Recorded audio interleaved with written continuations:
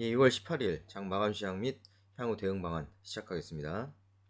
자, 수급풀은 보시면 개인은 현선물 매수 대응하였습니다. 외인은 오히려 코스피는 매도, 선물도 매도하는 모습이었고요. 코스닥은 400억 넘게 조금 매수하는 모습 보였습니다. 기관은 코스피 1000억 매수하였고 선물도 600억 넘게 매수하는 흐름이었습니다. 자, 금일 지수 차트를 보시겠습니다. 코스피 같은 경우에 자, 미국 증시가 러시아와 우크라이나 간의 지정학적 리스크 재확산에 따라서 급락 마감함에 따라 시가 이렇게 저점을 찍고 저점을 높여가면서 가더니 장 막판에는 이렇게 고가권에서 마감을 하였는데요.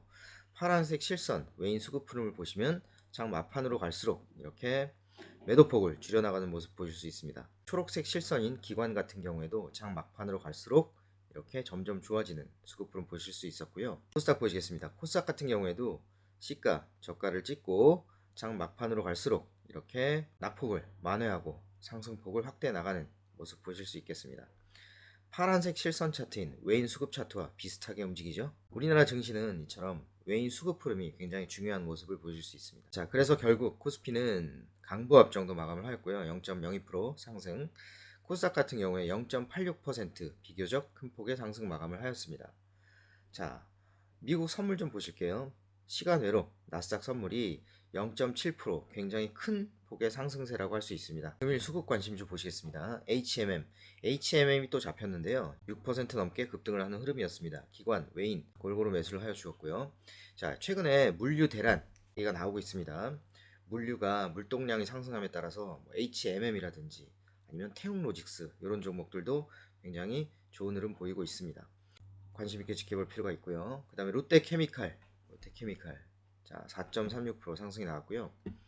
한전기술 13% 급등이 나왔습니다. 그 페노션도 마찬가지죠. 심텍, 그 다음에 KTNG, 신한지주, 이스페타시스, 코리아서킷, 대웅제약, 파인테크닉스 이렇게 나왔는데요. 금일은 개별적인 이슈로 인해서 어떤 개별 종목들이 매기를 받는 그런 보였다 이렇게 말씀드릴 수가 있겠습니다. 업종별 수급흐름 보시겠습니다. 외인은 1,500억 매도를 하였고 기관은 1,000억 넘게 매수를 하였습니다. 금융투자 500억 가까이 매수, 투신 매수, 연기금 골고루 매수를 하여줬네요. 기관에서는. 하지만 매수폭은 그렇게 크지는 않습니다. 제가 방금도 말씀드린 대로 개별주, 이슈가 있는 개별주 위주로 매수가 들어온 흐름 보실 수 있고요. 기관이 중형주 위주로 이렇게 매수를 한 점 보실 수가 있습니다.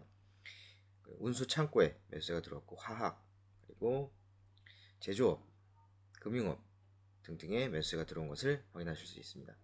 외인은 1,500억 매도를 하였는데 대형주 위주로 매도를 때렸고 전기전자 매도폭이 큽니다. 화학도 매도를 해주었고요. 그리고 제조업도 큰 폭으로 매도를 하였는데요.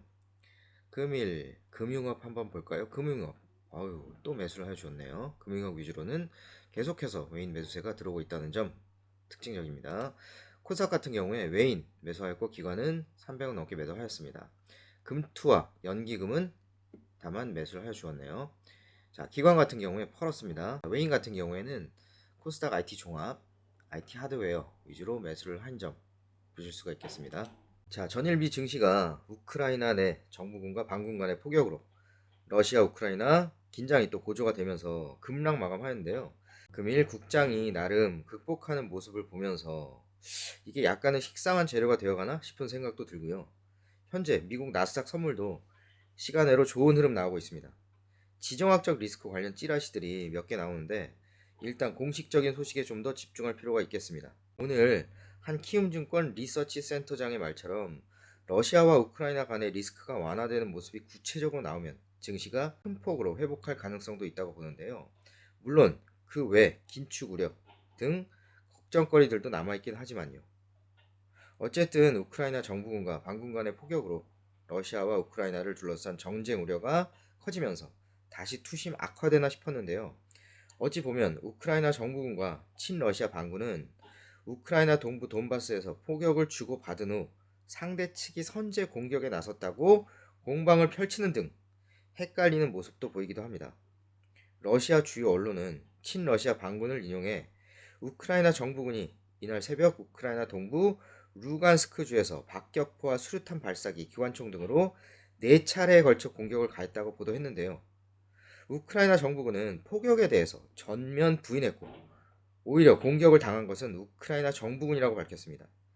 이와 관련해서 일각에서는 러시아가 우크라이나 공습 명분을 위한 의도적 자작극이라는 분석도 제기된 상황입니다만, 그리고 바이든 대통령이 깊은 우려감을 표시하면서 미 증시가 또 급락하긴 하였습니다만, 국장과 현재 미 선물 등의 상황을 보면 모든 것을 고려할 때 전쟁까지는 가지 않을 것 같다는 느낌이 강한 것은 사실입니다.